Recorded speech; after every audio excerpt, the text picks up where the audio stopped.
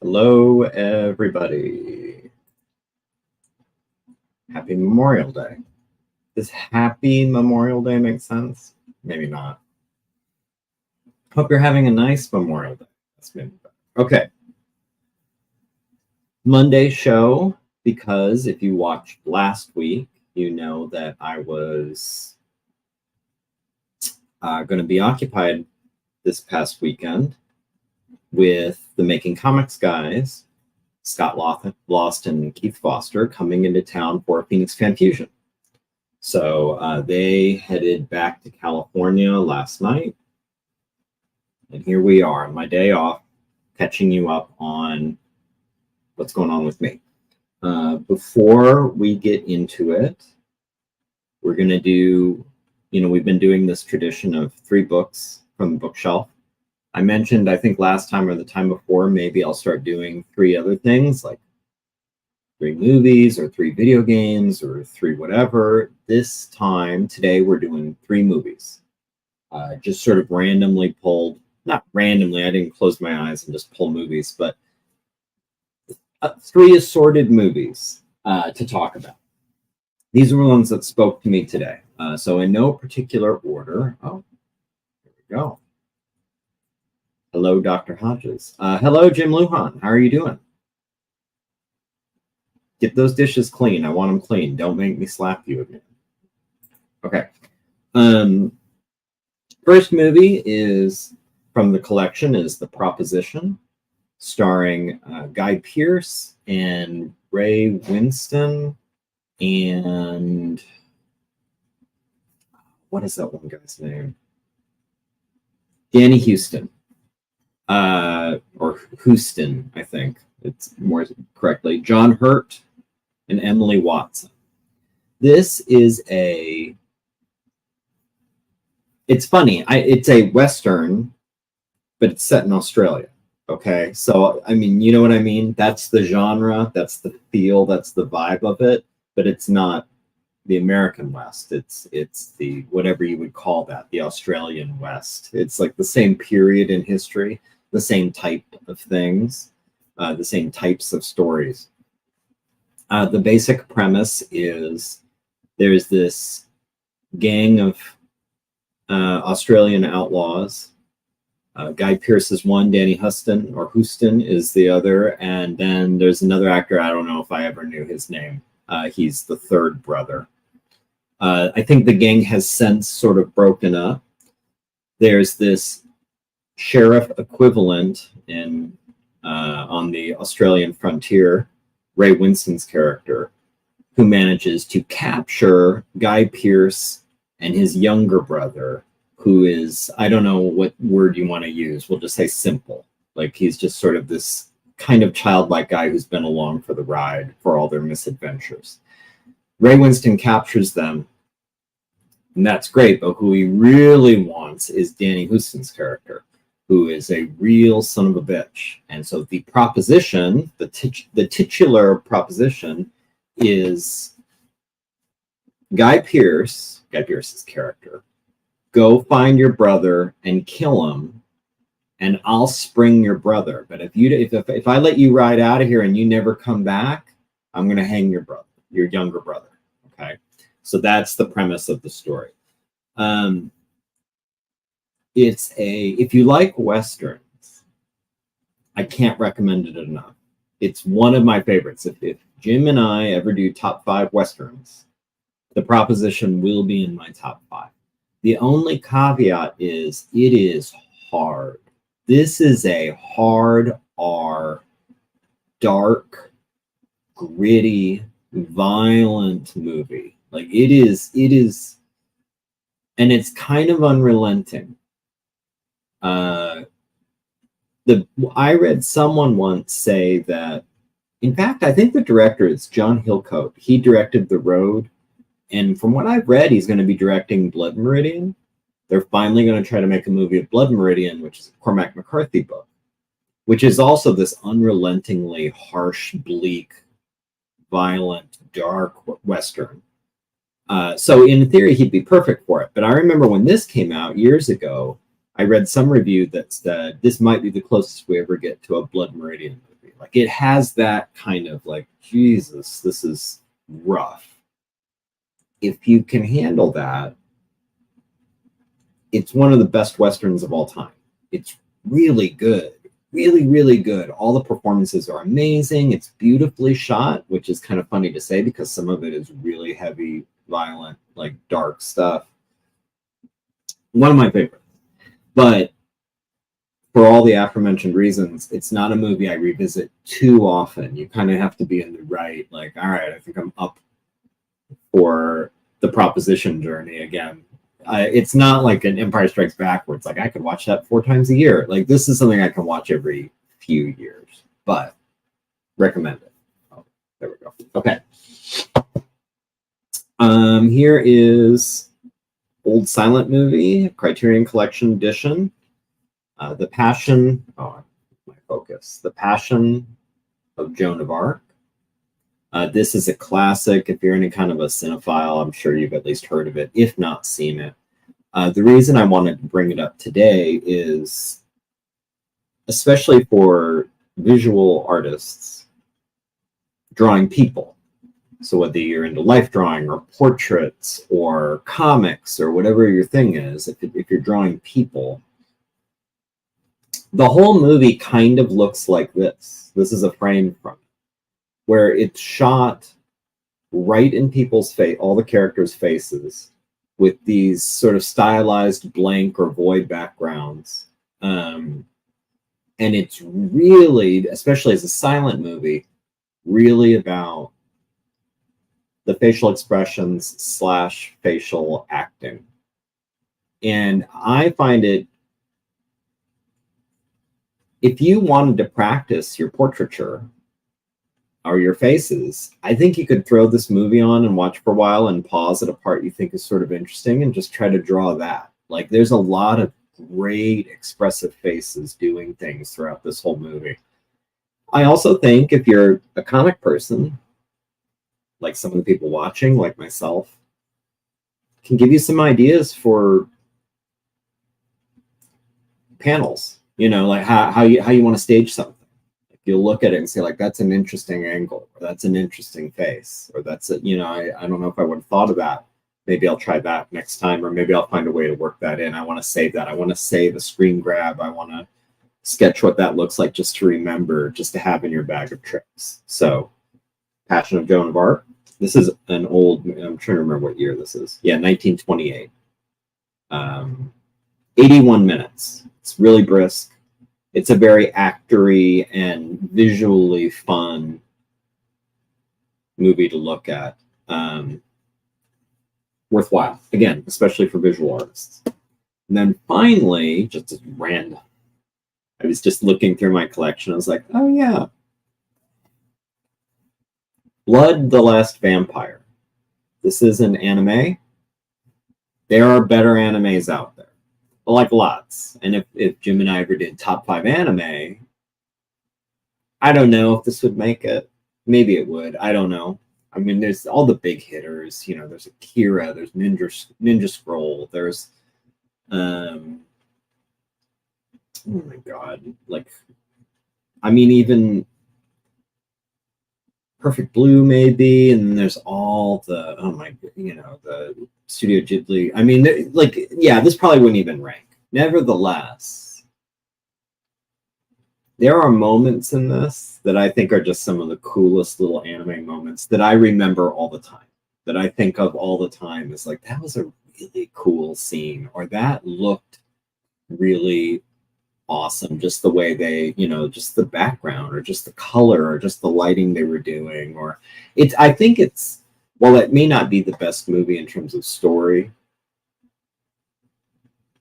it's a visually really fun anime to watch. So if you're into anime and somehow, now this is the movie, there was a series too, I believe, and there might have been a sequel, I don't know. This is just, again, Blood the Last Vampire. I think it's the initial movie. How long is this?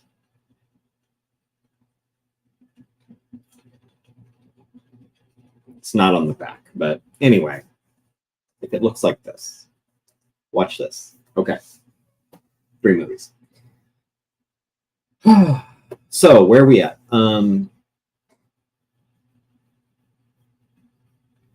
As mentioned, the Making Comics guys were in town. I did not table at Phoenix Fan Fusion this year because I am writing. I'm deep into writing the script for the next DvsM. It's going, I never know how to, it's going well in the sense that I'm being very productive.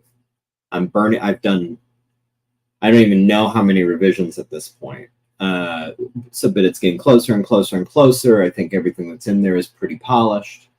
There's been stuff that I've cut because I've just managed to say, like, I don't need this and I don't want this, and this doesn't help me get where I'm trying to go. And like, it's just getting sharper and sharper and cleaner, to the point that while they were here, basically this was my routine. Oh, there's Louis, by the way. My routine each day was we would get up, I would drive the guys to the convention center, I would drop them off, and then usually I would just go to the Phoenix Public Library that's downtown near the convention, not far from the convention center, and just set up with my noise canceling headphones and listen to some music and just work on the drafts. Just go through, just start page one again and start going through and making notes. I don't know, I can show you here, but you can see like all this red pen, like scribbling, and that's a little out of focus, which is good. I don't want any spoilers, but just going through and like, no, I don't need this, and no, I want to rephrase this, and no, this should actually come a few lines sooner, or this should be a little bit later, or this doesn't make sense. This character says this, and 2 pages ago, it kind of alluded that he didn't know what was going on, so why would he suddenly say that? Like, you know, just revision. Trying to get it closer and closer and closer to what will ultimately be the version that I'm going to draw. Some of it is also like really getting into the details. I plucked one example just to show the obsessiveness that can creep in. There's a scene where one of the characters, they're out in the woods, and he's talking about what kind of night it was. And I was thinking about it. I was like, well, he should probably, like, is there a moon out? Or like, is it a full moon? Is it a new moon? Does it really matter to the story? Like, should it be dark? Should it be a little bit lighter? What? I decided that what the moon phase wasn't so important. But since I know when this takes place, I wanted to make sure the moon phase was correct for whatever the moon phase would have been on this date in 2001. So I went to the internet and went back and like, what did the moon look like on this? So I could actually say like, oh, it was mostly full. That's just shows the disease a little bit. Anyway, I was very productive. Yesterday, I went through and took all these notes and scribbles and highlights and everything that I have in this physical version I was taking back and forth from the library, and updated my digital draft, so like a new version. So now the one that's in this computer right here is the most current version. I intend to run through it again today, like on the monitor, and you know, see if anything else jumps out at me. And there were some additions I made that I want to see if they're really grafted in a way that looks organic. And, you know, I just want to make sure it all looks nice. My intention then is probably to, tonight, print the latest version, step away from it for a day or two, maybe even this whole week. I don't know. We'll see. But as soon as I feel like, okay, that's enough of a gap, that's enough distance, sit down and just read the draft, not sit with like pen in hand or highlighters and like be working. I just want to try and read it. I just want to try and get the feel of how does this play from a reader's perspective, not from me being in creator mode and me trying to figure out how it will where the patrons will be and how to draw different things. Like I try to take a step back and have that experience of what do I have right now without whatever I'm thinking about it. Because I think I'm really close to the point where I'm going to start spreading it around to people for notes and feedback. It's something I was talking to the guys about the past couple days while they were here, because I know it's getting close to that stage. It's at the stage where I think I've got the outlines of it pretty well defined. That none of it is fixed, set in stone, where if I got notes back that made me feel like, oh, maybe I need to change something, you wouldn't have that pain of, no, it's too baked into the cake now. Like I can't make a change like that now. Like I'm too far along. Like that would wreck the whole thing. Like it's at a stage where I think it's finished enough for someone to be able to read it and have an experience with it. But I'm not so dead set on this is the story. This is exactly what happens, that if someone gave me a note, like, I don't think you need this, or I don't know if this character should say this, or whatever, I won't be married to all the things that are in. I can really a little open-minded about, okay, well, maybe I should change that. I would like to be showing it to some people next week, maybe, initially. What I tend to do is, initially, I might just pick out 2 people to look at it. Let them read it, wait for those reactions or notes or whatever to come back, evaluate those reactions and notes, make changes if I'm going to. And then there's like a second round that might be a little wider. So like if I show it to 1 or 2 people at first, then I might show it to, 3 people the next time, and like kind of spread it and get like different takes. I haven't thought too much about who yet. Asking people to look at your script is always kind of a fraught process, because I always worry. I worry if you ask a friend, like, hey, would you read this over for me and tell me what you think? Setting aside the whole question of would they be a good reader, would they be a good editor, would they be good at visualizing the script as a comic, like realizing that this is half of what the experience will be and there'll be a visual aspect that you're not getting here. You're going to have to do that work in your head. Setting all that aside, when you go to someone and say, hey, would you look over a script for me? In my experience, and this isn't a complaint, but in my experience, they will say yes, because you would say yes. I mean, it's kind of weird to say no. You know what I mean? Like that. So I've always spent time, and I don't know the answer to this, but spent time thinking about how do I present this in a way where if they're not sure they want to, or they don't know they would be good at that, or they know that, like, I want to somehow create an environment where they feel zero obligation. And if there's anything they're like, I don't have time, or I don't know if I'm cut out for this, or I'm not really a comic guy, whatever the thing is, they have no problem just saying like no. And I don't know if this is what I'll do, but what I've been thinking is maybe I'll just do a sort of cattle call thing where I'll just make a post and say, hey, to everybody, not asking a specific person, just to everybody, saying, hey, if you think you might be interested in reading over a draft of the next script,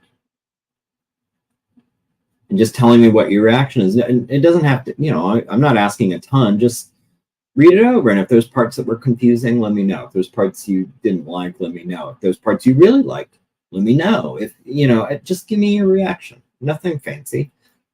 And see who volunteers, you know, rather than go to a specific person and risk them feeling put on the spot, like they kind of have to say yes.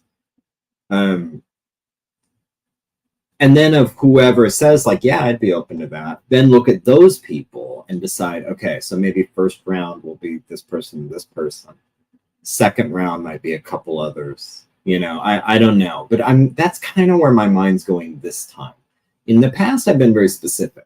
In the past, I've like looked at people I know and thought, the script I have, the story I want to tell, I think this is the person who should read it. And there's nothing wrong. I don't regret that. But like I said, I'm trying to ensure I'm getting game enthusiastic readers and not people who are trying to be nice or whatever, you know. I'm going to check at the chat here. Let's see. Your soldiers are more than soldiers. They seem like hunters as well. Have you researched any hunter behavior actions? Yes. Yes, absolutely. So, and this is not spoilery. I mean, it reveals something about DvsM 2001, but it's not a spoiler. Think of it as sort of a Black Ops or Shadow Op, SEAL Team 6, posing as elk hunters up in the woods while they're on a mission, okay? So, yeah, the question is very legitimate. It's to answer this question, the way I'm falling in the script right now is at the end of the day, where the rubber meets the road, whatever metaphor you want to use, they are soldiers and they're going to act like soldiers. But when it comes to, and this becomes an important plot point, maybe not an important plot point, but it becomes a plot point. They're trying to pass as elk hunters. Therefore, their clothing and gear has to be civilian and plausibly elk hunting gear, you know, like, and they're limited in the stuff that they might have wanted to bring if this was an actual engagement in the Dinosaur Martian War. Like, they would be totally equipped differently. They would be more being soldiers. This is a thing where they're kind of undercover. So they have to have rifles that plausibly you would carry if you were elk hunting. They're having gear that you could plausibly buy at Dick's Sporting Goods or Walmart or whatever. Like, they need to pass as civvies. So that's kind of how, right now, the way I've written it, there's only one character in the team who actually has done hunting. And he behaves a little bit, as a result, behaves a little bit differently than the other guys who are soldiers posing as hunters. That's a very good question. I think if you set clear expectations ahead of time, this is from Corey, presumably about proofreading. I think if you set clear expectations ahead of time, you can avoid a lot of the weirdness.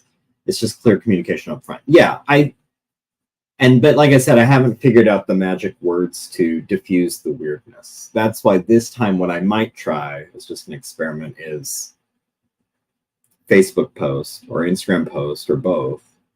Maybe not Instagram. Because Instagram, a lot of the people on my Instagram are fans that I don't actually have a personal relationship with. Facebook, it's more in the other direction. They're more friends and family and whatever, and not so much just DvsM people that I don't know otherwise. So I would probably, at this stage especially, lean toward making a Facebook post and saying, hey, everybody, I'm trying to finalize the script for the latest DvsM. I'm looking for proofreaders. This is what I'd be asking, as you know, of you. If that's interesting to you, like, DM me and just see where that goes. We'll see. There are some people that I will expect to read it, or I won't expect them to read it. I will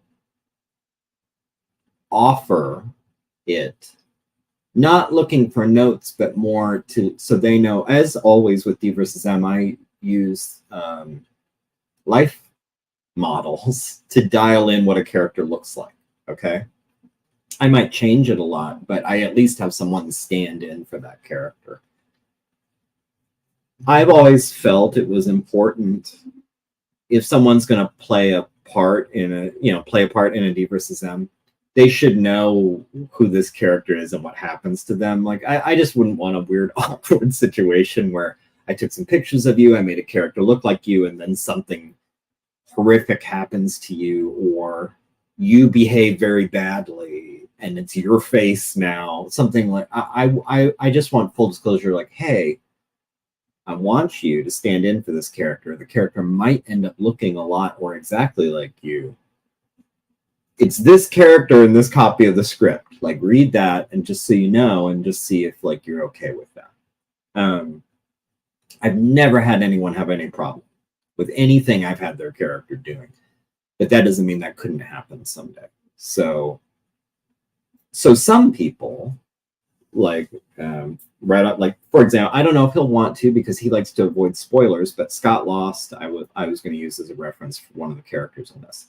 I will offer a read, like, the script to him if he wants to read it and see what his character is doing and what happens and everything.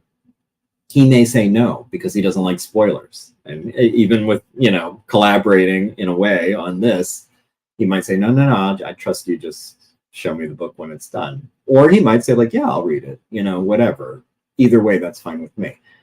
Josh Kemble is another one I want in this one. I'll give him the opportunity to read it if he wants.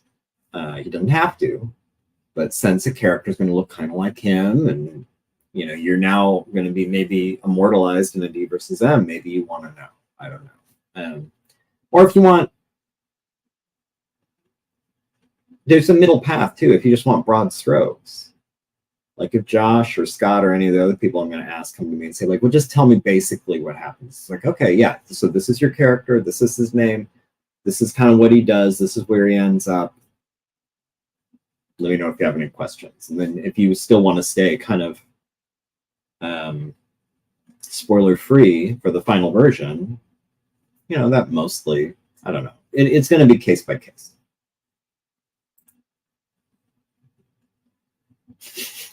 Yeah, you might be. Are you the most? You're the. Who's the Ned Stark actor again? I'm blanking on his name.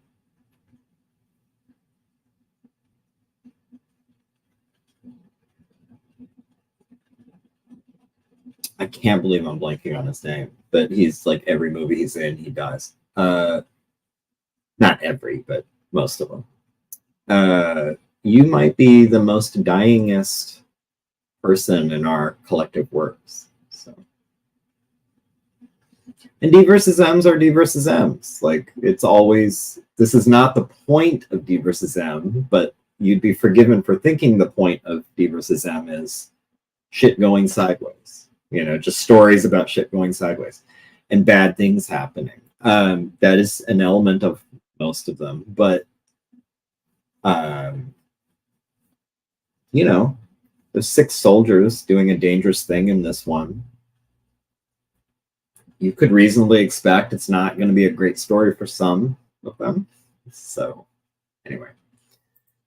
Yes. Okay. So that's where I am with the script. Hoping to have it won't be a final draft, but a solid working draft. Right now, it's not bad, but a solid working draft next week to start offering to people to read and kind of get a sense of, like, I was thinking today, I don't know if I would actually ask this, but the way I'm thinking about it in my head is I kind of want to just hand someone the script and say, tell me what I have here. Tell me what this is. Like, is this something? This is something, right? It seems like it's something, but maybe I'm too in my own head. I don't know. Okay. So that's that. The other thing I was going to talk about today was, other than writing, I decided to go and visit Phoenix Fan Fusion, when the guys were there, they had an extra exhibitor pass. So once I felt like I had taken the script as far as I could take it without going back into the computer and updating, with all my notes and everything. On Sunday, I thought I would go and have the experience of attending a big con as opposed to just tabling at it, which I realize is something I haven't done in maybe 10 years, easily. Like, just gone to a con and not... Actually, it's been more than that. I think it's been more than that. Because, yeah, it's probably been like 15 years. Because obviously I was tabling when 75 came out. And I was tabling several years before that when I had the DvsM coloring book and prints and all that stuff. So it's been a while. It's been a while. And my hope, for some of it was like, hey, it's a way to go to the con for free. That might be fun. And I haven't done it in a while. But the real reason I wanted to do it was I was hoping, from having that experience on the other side of an Artist Alley table, I would have some aha moments of, oh, this is what it's like to attend a con, and oh, this is what it's like to try and find a table, and oh, these are the sorts of things you see if you're exploring the show floor.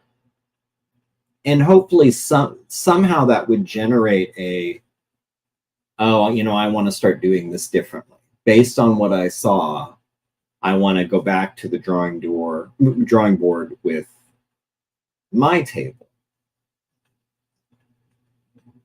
And I feel like I did get a little bit of that. These were my big takeaways. There's not many. They're not particularly complicated, but this was my big reaction to walking around Phoenix Fan Fusion for a couple hours yesterday. The first was, and you perceive this a little bit when you're tabling, but I really got it when I was walking around. It doesn't feel so much like a comic con as it does a print con. Like, it is unbelievable how prints are the main thing that are for sale there. From Artist Alley, from the bigger booths, from everywhere. I mean, it's just prints on top of prints on top of prints. The second biggest thing you're seeing there, so it's prints everywhere, prints to the ceiling. The second thing you're seeing is, and this we did know, and I know I've talked about it in past postmortems of tabling, it's anime and manga stuff. So if you're looking at, like, is it a Comic Con? No. Now, to Phoenix Fan Fusion's credit, they don't even bother calling themselves a Comic Con anymore. It is, I would say it's more like Phoenix Print Con, and then maybe after that, Phoenix Cosplay, Anime, and Manga Con. And then after that, Phoenix Manga and Anime, like, buy books and discs here con. And then, like, I mean, it's like comics are somewhere in the top 10, but it's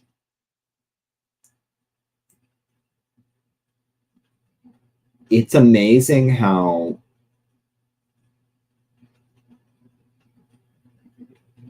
I'm thinking, I bet Funko Pops are better represented there than comics. I mean, and I'm not saying that for a fact. Like, I really believe that could be the case. It's crazy. What I've also noticed was the way small press, not small press, like self-published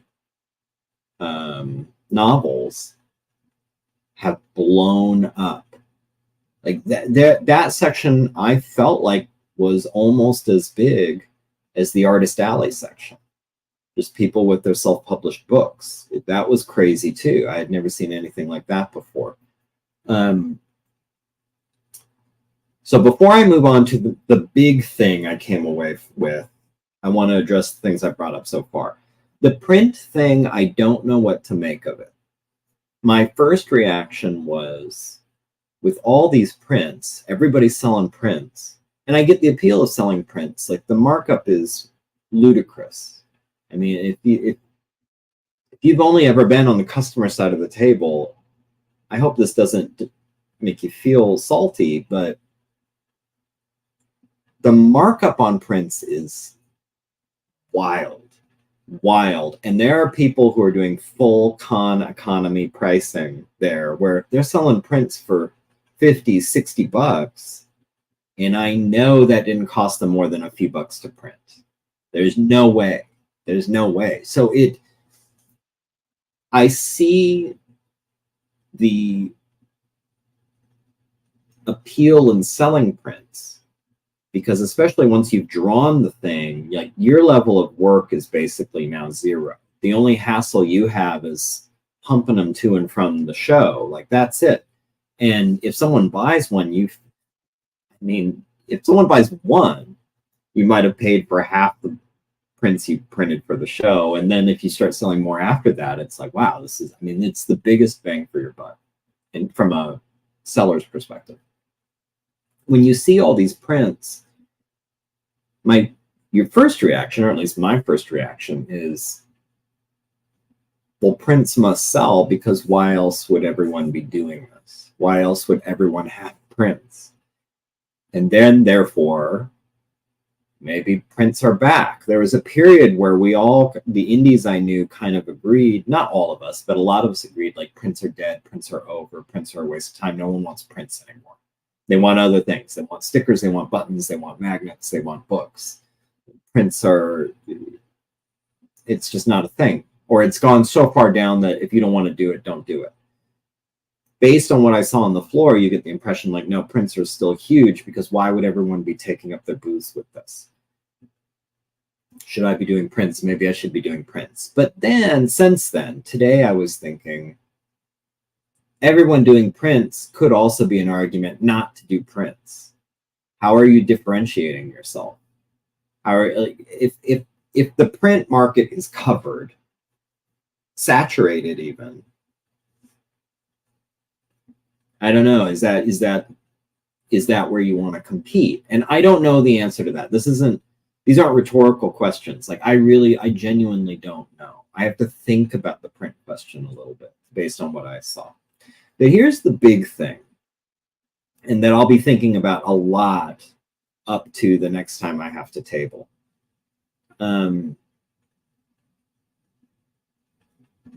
I felt like walking around the floor, especially in the Artist Alley area, I'm trying not to exaggerate. I'm trying to come up with real numbers I believe in. I would say 80% of those tables, maybe more, maybe 90%, to the person just walking through, weaving their way through people, weaving their way through a crowd, just, looking to either side as you walk down aisles. 80 to 90% of those tables are indistinguishable from any other table in Artist Alley. It all looks the same. Everyone's setting up their table the same way. They've got the same black tablecloth. They've got the same kind of layouts and spreads. They've got the same thing of prints behind them. And I'm not saying that, again, not saying this for effect. This happened to me a few times when I was walking the floor. It's hard to tell where one booth ends and the other begins. I can't tell, like, is this all one creator? Or are these 2 or 3 creators side by side that just are very samey? I understand now, I think, or at least have a better understanding of what I've referred to in past talks about cons, the customer zombie walk, where they're just shuffling down the aisle and not looking at anything in particular. And I don't think it's because they're just weird mouth breathers. I don't think it's because someone dragged them there. I think it's like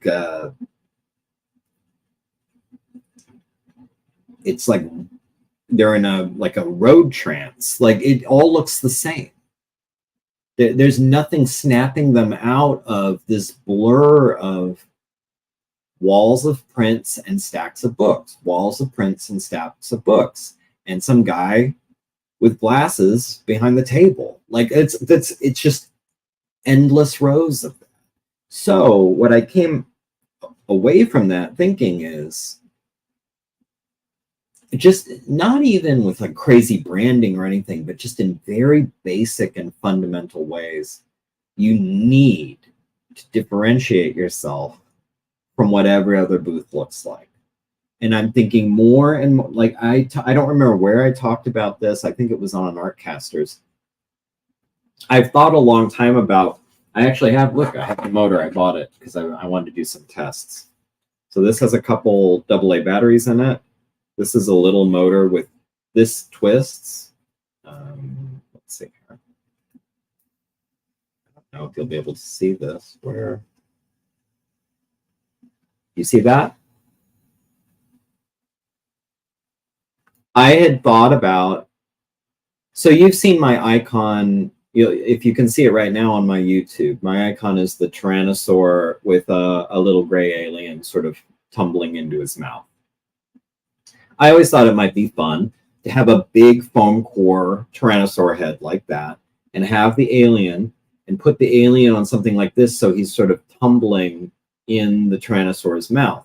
And you could daisy chain these up and maybe do more things. Maybe the Tyrannosaur kind of his mouth kind of goes like this over and over. Maybe there's a spaceship that kind of just hovers in sort of a small oval pattern. Like there's ways you could do animated signage, or even with lighting, that based on what I saw yesterday, nobody is doing. Everyone seems content not only to have a booth that looks like every other booth there, but it's sometimes even hard to tell, like, what am I, like, I can't even see what booth this is. Like, maybe they have a banner up top, but a lot of them don't. A lot of them just have a wall of prints. And it's like, is this an artist here? Is this an indie publisher? Like, who am I? I don't even know what I'm looking at, like what shop this is. Or they'll have the name of what their booth is in the, like on a table runner, like on the tablecloth in front of them, which if there's any foot traffic at all, you can't even read because you have to be right up on it. And then if you're right up on it, you can't read it anyway because you're right up on it. You're standing against the table, so you're looking at products. So I still don't even know, who is this guy? Who is this gal? Who's, like, I don't even, I really want to go back to the drawing board with, my space doesn't look like any other space in some way. Even it's as simple as what I was telling you guys the other day. Rather than the black tablecloth, a white tablecloth, or a red one, or Scott Law said he's used a yellow one in the past. Something like, because it's just a field of black tablecloth covered conference tables. Like something to be like, this table is different. Same with signage. There needs to be signage, I think, high up that's visually like pops. There's something about it like this. It moves, or it lights up, or it's a really fun graphic that will, like, people, and from a distance, Steve. This is something we talked about, I think, when we were doing the ASCAP postmortem. Corey Kerr was talking about working on displays that work from, like, far, nearer, mid-distance, closer, and right up on top of it. And I think my experience walking the show floor yesterday is that you absolutely have to be doing that. Otherwise, people aren't even going to see that you have a thing there. And that's even before you have product that people want. So it's, yes, I am considering, like, do I want to do some new prints? Like, would prints be worth it? Or other levels of things? Like, I've really pared down where it's like, no, I'm selling books. It's books. I'm focusing. Just books. This made me think there's some value in maybe doing a few different, like, maybe I do want some magnets. Maybe I do want some posters. Maybe I do want some, I don't know. I haven't decided on that. But what I do know is I want way cool signage. I want the, the sort of the colors of my setup to be different enough where anyone walking by would be able to recognize that there's something different about that right there. It just looks different from everything else. It will stand out. It might ideally break the zombie con shuffle stupor, where it just is like this road blindness, where it's like, yeah, it's another mile marker going by. That's how I felt wandering. The other thing I felt is, and I don't know the answer to this. This is an ongoing thing. I've talked about this for years. This is the program guide for Fanfusion.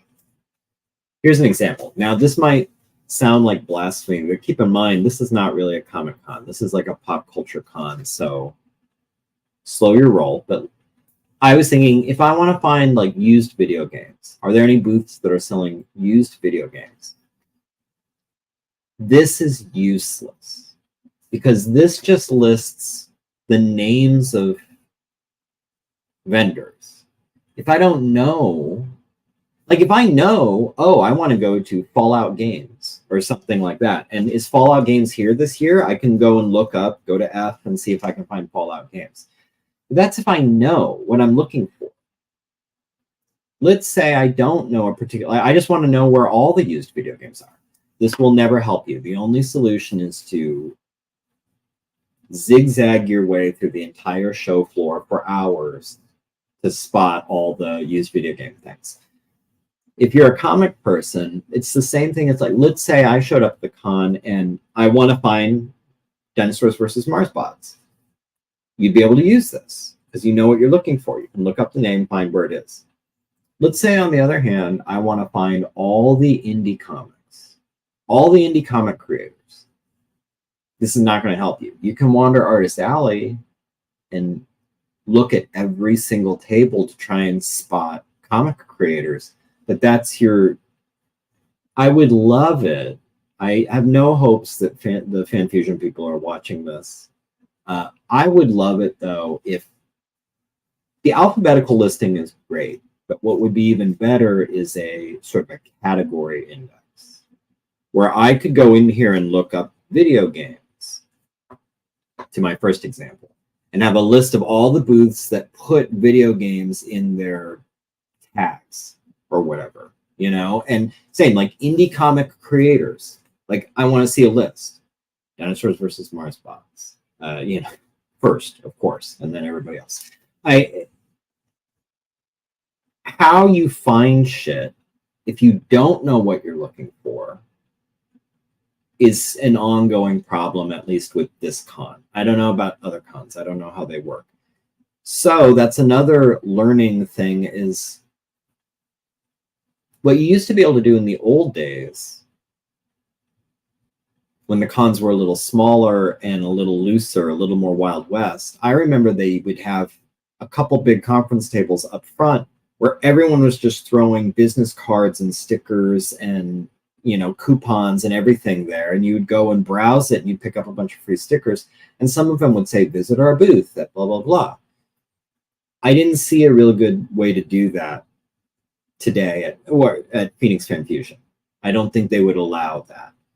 But that is where my older school head goes, is I could do cool business cards or cool stickers that have the booth number on it, or mini print, something where I could just throw them all on a table or just spread them around the con where people will pick them up and be like, oh, this kind of looks cool. Maybe I'll check this out.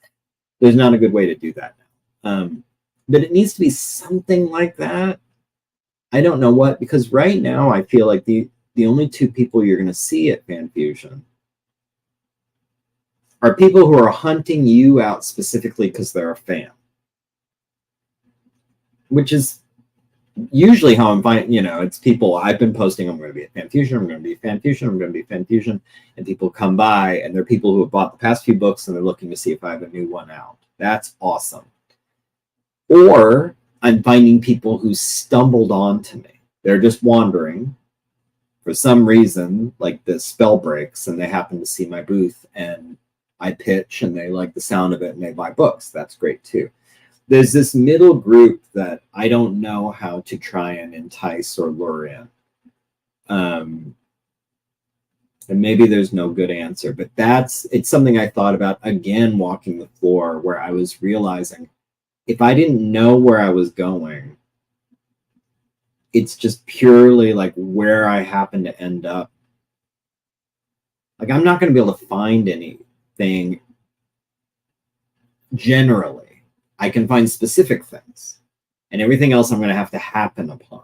And when a show is that big, I mean, you can't count on that. Again, I don't know what to do with that, but I am definitely going to be thinking a lot about signage, the colors of the booth, the look of the booth, like differentiating. The bottom line is differentiating. I think there is just too much sameness, and it's visually overwhelming, and not in a good way. It's not visually overwhelming like maybe I haven't seen it yet, but Furiosa might be. It's just a lot of, it's just noise. It's visual noise. And how are you snapping people out of that? And also, I really was thinking about how impossible it is to see anything with a bunch of people. I mean, it was packed. They had a ton of foot traffic. That's another thing where I think all your really interesting signage, the thing that's going to catch eyes, if it's on your table, I don't think people will see it. They have to be right up next to your table to see it. I think it needs to be over everybody's head. Otherwise, it doesn't matter how cool your spread is.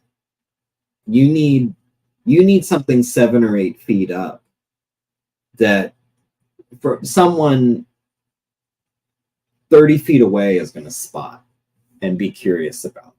That's I guess maybe the big takeaway is you need to really lighthouse people into your booth, and that's what I'm going to be chewing on until the next time I table, which might be Fan Fusion next year, or ASCAF, like the Arizona Comic Book Arts Festival next spring. Those would be the soonest I would really expect to be tabling, unless some weird thing comes along. But I'm going to be thinking about it a lot, because I was really, I don't want to say I found it discouraging, realizing how overwhelming and kind of impossible it is to navigate a show floor. That it was discouraging, but I'm actually very optimistic that there is a way to overcome that, because my impression, like I said, nobody's doing cool signs, nobody's doing lighting or signs that move or anything. They seem to actually be, in my opinion, sleeping on signage. I have no fucking idea what shop I'm at. I don't know what booth that is over there. I don't know what they're selling. You know, I can't even tell who's selling it. You know, the fact that everyone seems to be sleeping on this is actually what keeps me from being discouraged, because it makes me think like, oh, this is wide open. Like, with even a little effort and attention spent in that direction, I think you could really differentiate. So let me look at the chat. Let's see here. Hypothetical question. You're at your high school reunion. People are gathered around at the punch bowl talking about their hobbies, what they do for fun. Do you mention DvsM?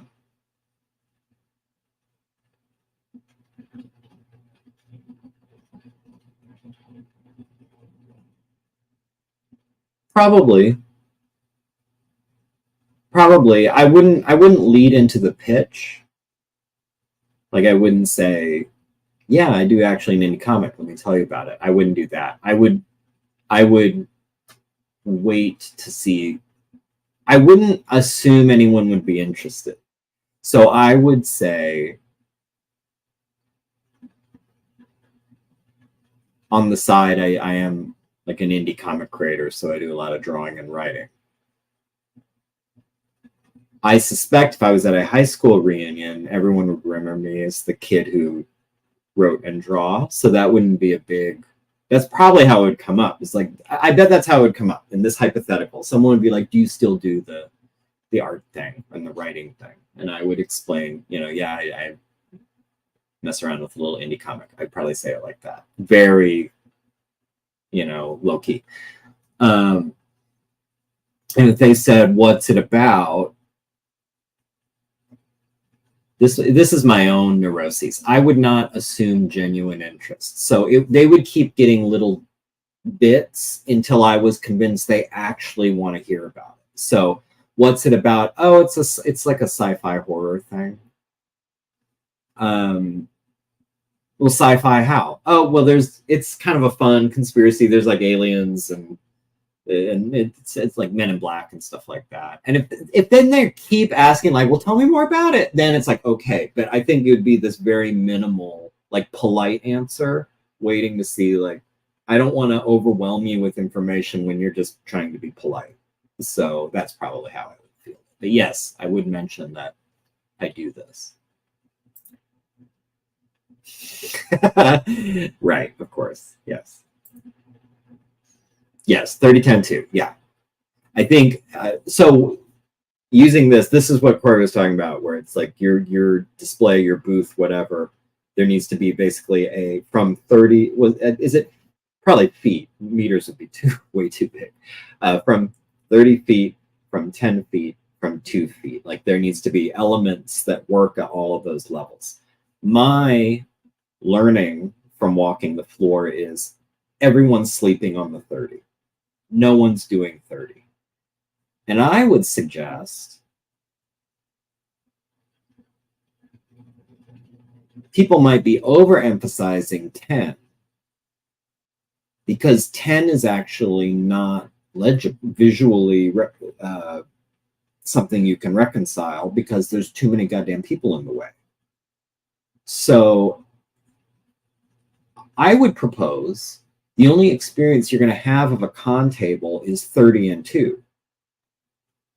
And that effort spent making 10 work it's not wasted, but based on what I experienced in terms of percent of attention, let's say we're Star Trekking this and we're deciding what percent of power to funnel to different systems. Okay. After this experience, I want to put, in terms of attention to my presentation at a con, I want to put 50% of my attention into the 30. I want to put 40% into 2. I want to put 10% into 10. I think 10 is kind of, again, I'm reluctant to say wasted effort, but I really want to say wasted effort, especially if it's high traffic like this one. Now, that's something that could change. My understanding, based on talking to the people who were attending, the full event pass, 3 days for Phoenix Fan Fusion this year was like $80 or $90, which is crazy cheap. I think last year, like Saturday was $70. And that didn't get you all the other days. So they really made it cheap to go to this con. And it showed. Like it was slammed. Lots and lots of people. Now, there's good and bad with that. I would always prefer more people to come than fewer. Anybody would. Anybody. Like, because it's just a numbers game, and the more people you have there, even if it's only 5% that are going to be interested in your thing, I would rather it be 5% of 100,000 than 5% of 1,000, you know? So the problem is if you make it cheap, you're getting what we were talking about with the, what I was talking about with the Making Comic guys. You're getting a lot of tourists. You're getting people who are just going on a lark. They know Phoenix Fan Fusion is this weekend. They know there'll be like weirdos dressed as Boba Fett and Deadpool, and you'll see some crazy stuff. You might be able to buy a Funko Pop or get a hot dog and a beer. Let's just go. What the hell? These are people who will never buy anything there. Okay, they're going to buy the ticket. They're going to get there. They're going to buy food there. Maybe if their kid whines enough, they'll buy him some Lego, like a little Lego set or something, or an action figure, and that's it. They're not going to buy a DvsM. Okay. That's the trade-off. You can get a lot of people through the door with a cheap door, but a lot of them aren't even remotely a possible sale. Again, I'll take it. Because you're also getting every geek in town who's like, I can afford to go this time, and I'll also have money where I can buy stuff. I'm not going to be spending this was my complaint last year. You're spending all your money on the door price and to get some food while you're there, and you're broke. And so if you have any money left, this is my analysis, you're buying sure things. And when I say sure things, stuff you know you love. So the latest book in a series you like, or you know, an anime sword for your cosplay, or whatever the thing, you're buying something that you showed up on your radar wanting. If you come across a cool indie table who pitches you on a book, you know, that might not make the cut because you've only got $25 left or whatever. You still got to pay for parking. Parking is crazy too. They did better in that regard this year. I hope, knock on wood, I hope they maintain this philosophy about the door price. I think that's better. But back to what we were talking about, it makes it a cluster. It's like shopping in the mall on Christmas Eve. Like you can't walk as fast as you want. You're like shuffling people in front of you, people behind you, people trying to cut in front of you, people like going this way when you're going that way. It's just a mess. That's why I say the 10-foot thing, you can't see a booth until you're right up on it. It's also why, in my opinion, the signage on the front of the table, like people who put stuff like it's part of the tablecloth or they put a runner over or something, I don't know if people can see that.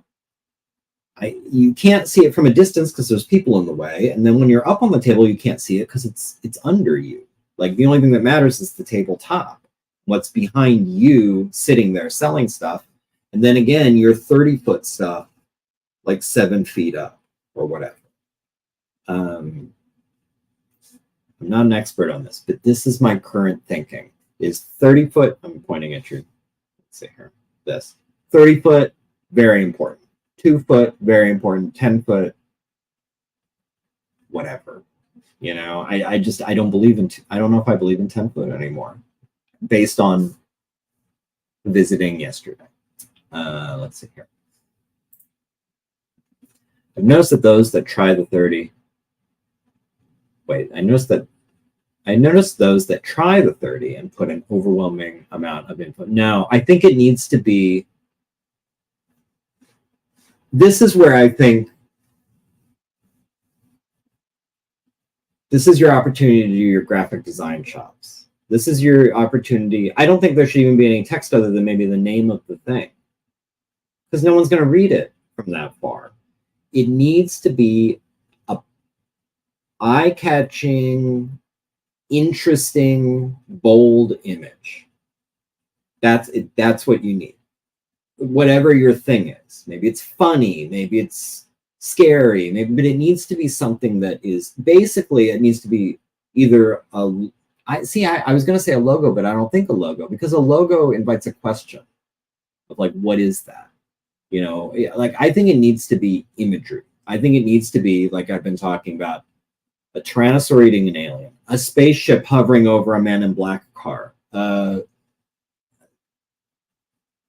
you know, a Styracosaur squaring off against a Mars bot. It needs to be something where you look at it, you know immediately what you're looking at, and there's something about it that's appealing, whether it's fun or engaging or mysterious or something. But you need to see it if you have to sit and squint and look at it or read it, that's my opinion. Like I think this is where you really need to like distill down to something very elemental that requires a minimum amount of reaction time. That they look at it and they go like, that's cool, I wonder what that is. And they start migrating over. That's what I would be looking for. Personally, if I ruled the world, anyone who purchased a Funko Pop at a show, oh boy, here we go, would be put in a concentration camp. Oh wait, no, you've updated it. Would be charged 3 times the ticket price to get in. Yeah, it's wild, huh? There's like walls and walls and walls of them. I mean, I own a lot of, you can tell from my back wall, like I own a lot of toys. The Funko Pop, I get maybe lucky for me because there's an endless supply to buy. I never caught my collector attention. I don't, but man, people love them. People love them. And more power to them. It's cool.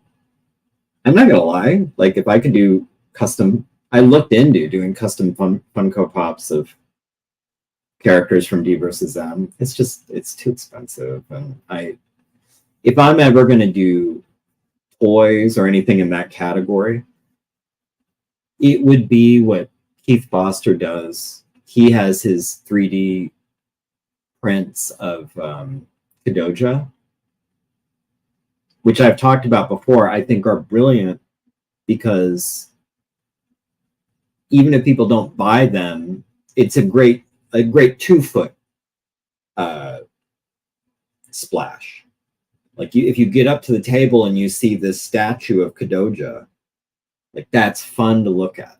That's really cool. And again, it just like moving signage or lit signage or anything like a little different, almost nobody's doing that. So you're differentiating right away. And it's cool. It also, you can do a crazy markup, but even if you don't sell them, it doesn't matter because the key is you got someone there and you got them engaged. And now you can kind of pitch them a little bit. They can look at stuff and they can decide to get something that's more reasonably priced. I would love to do at some point, maybe for the season next year, I don't know, as part of the building up my presentation, a 3D print of Marsbot or something.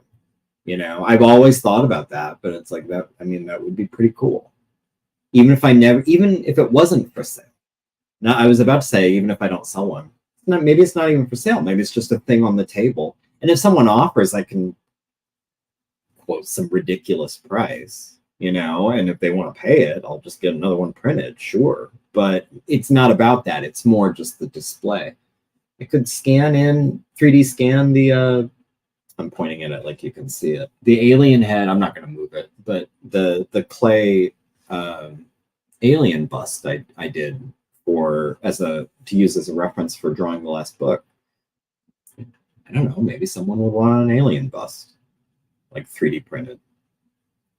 Like I would be interested in. I probably won't ever do the Funko Pop thing just because it makes me react like Prince. It makes me think it's played. And that's not differentiating. There are people who love Funko Pops. I'm sure there are people who would buy a Ruben or a Jenny Funko Pop, like or a Dr. Wagner Funko Pop or whatever. For sure they would. But again, my big reaction to yesterday is how do I stand out from this ocean of same?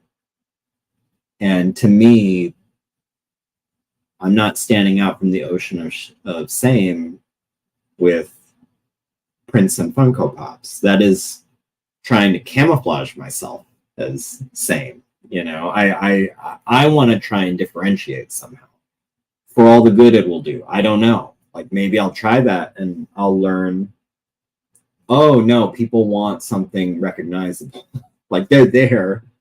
They want to see, like they're expecting Prince. They're expecting Funko Pops. They're expecting, well, I don't know. But I'm at least going to try. My angle is going to be, DvsM isn't like a lot of other books. So it would make sense that my booth shouldn't be like a lot of other booths. Like if I'm going to find someone who likes DvsM, they also will want something different. And that, you know, maybe I need to be chasing who I imagine my customer is and not trying to entice the typical customer looking for the typical thing. I don't know if that's achievable or desirable. Okay.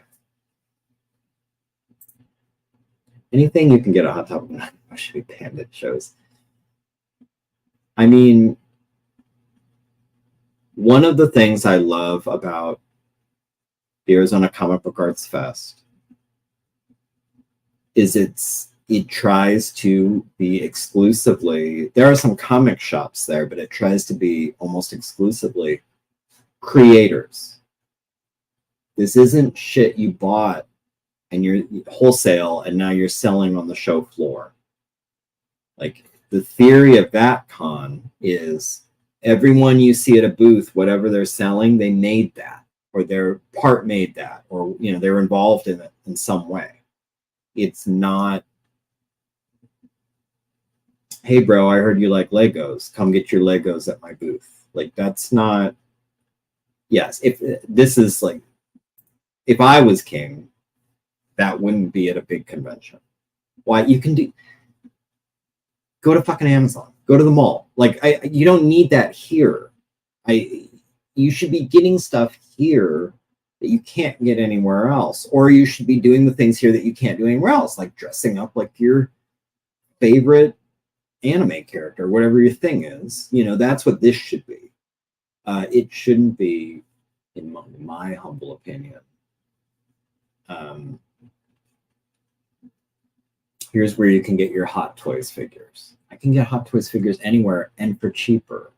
I don't need to pay $30 parking and, you know, $20 door and get a $7 water to buy a marked up Hot Toys figure. Like, why are we doing this? I should be coming here for things I can't get anywhere else, or I can't get all in one place anywhere else, or to, you know, because I want to dress up like, you know, One Punch Man or something, or, you know, and I have this great costume for it. And I want to walk around in my costume, not on Halloween, like that, or I want to meet Jeff Goldblum or whatever, or some character from Serenity, or I don't know, you know, like that's what that should be. But no one's asking me, and maybe they shouldn't. I don't know. People seem to have a good time. Okay, I think that's all I got today. This has been about an hour and 13 minutes. Trying to remember if there's anything else I want to cover. I did record a podcast with the Making Comics guys while they were here Saturday night. I don't remember what their lead time is. I know they have a new pod that dropped today. Of course, that's not going to be mine because I just recorded mine Saturday. I don't know if mine will be a week from today or 2 weeks from today. But whenever it is, like, you'll see it on my social medias. I'll share that it's up and you can listen. Some of it will be, it'll be overlappy, parts of it with what I talked about today, because I'll be talking about writing. Though that's mostly what I'm talking about. More in depth on where the script is, what's going on with it, what the challenges have been, et cetera, et cetera. I will not be talking in the podcast about attending Fan Fusion because I hadn't yet. So that will be a different thing. It'll be mostly about the writing. And then there'll be a bonus episode where we review Doom #1, the one-shot from Marvel, which they had brought, they wanted to talk about, and they passed it my way, and I read it, and so we all sat around and talked about Doom #1, and it was a really fun conversation. So Patreon subscribers to Making Comics, you can look forward to that. My disappointing realization every time I discuss cons is the public likes to pretend they're interesting while they have exceptions. Well, that's all things, right? I mean, the running gag, I think they finally stopped doing it because they realized what a farce it was. But the local Village Voice paper here, Phoenix New Times, years ago, it's been years since they've done it. Once a year, they'll do their Best of Phoenix, like, edition. For all sorts of different things, but also, for example, like restaurants, bars, like whatever. And so they'll have like Best Italian, and they'll name a place. And invariably, back when they used to do this, they would like, what is the reader vote? and it'd be best Italian, and they would name like a legit Italian place. Reader choice, Olive Garden, you know, and like best ribs in Arizona, they'd have some legit barbecue place. Reader choice, Applebee's. So no, I mean, that's, you know, those Transformers movies make money, and it's not because they're good. And I'm sorry, you know, I hope that doesn't offend anybody, but there is a broad appeal in mediocrity.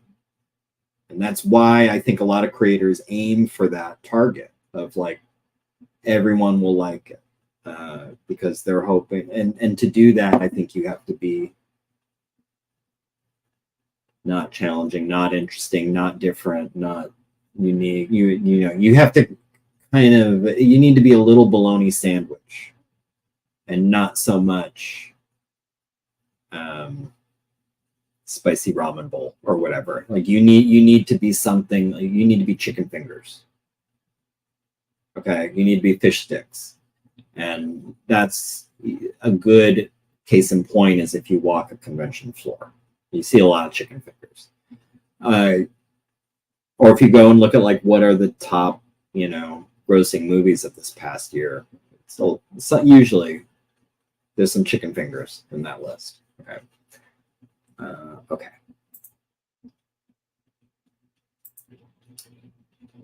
Yeah, I mean, this is not a dodge. I have literally zero opinion on Taylor Swift because I'm a 49-year-old man, and if you put a gun to my head, I would not even be able to hum one of her songs. I have no idea what she's about or what she's doing. But I have sort of heard, and this is just their take, I don't know, because like I said, I have no direct reaction to Taylor Swift, that her music it's not artistically interesting.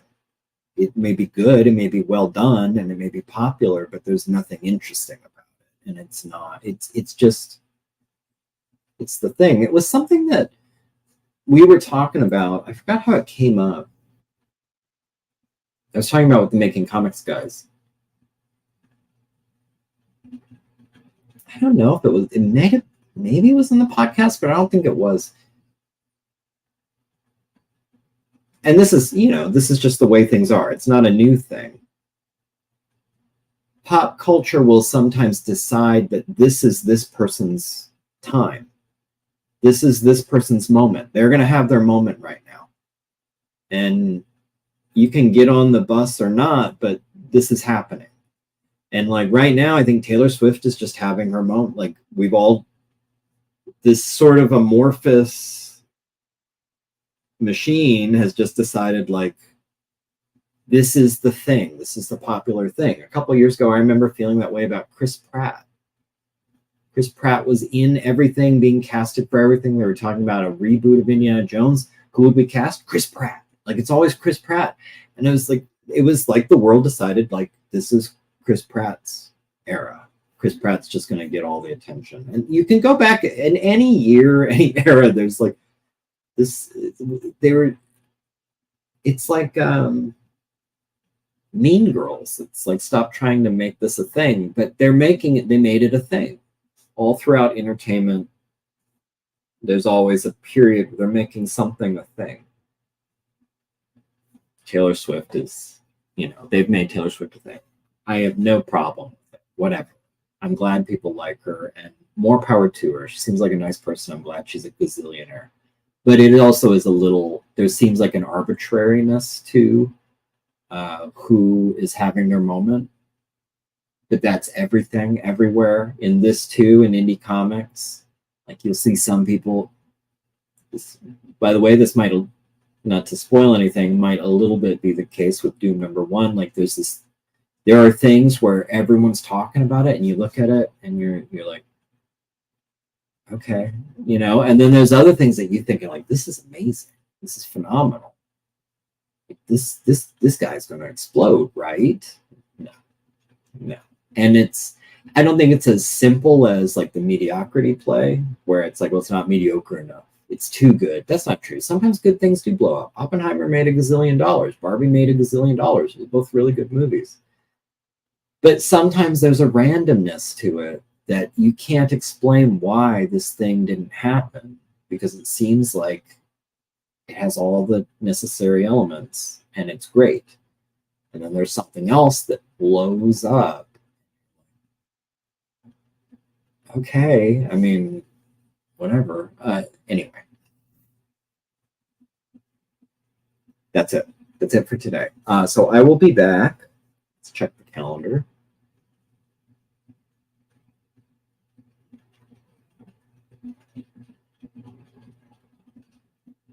June 9th.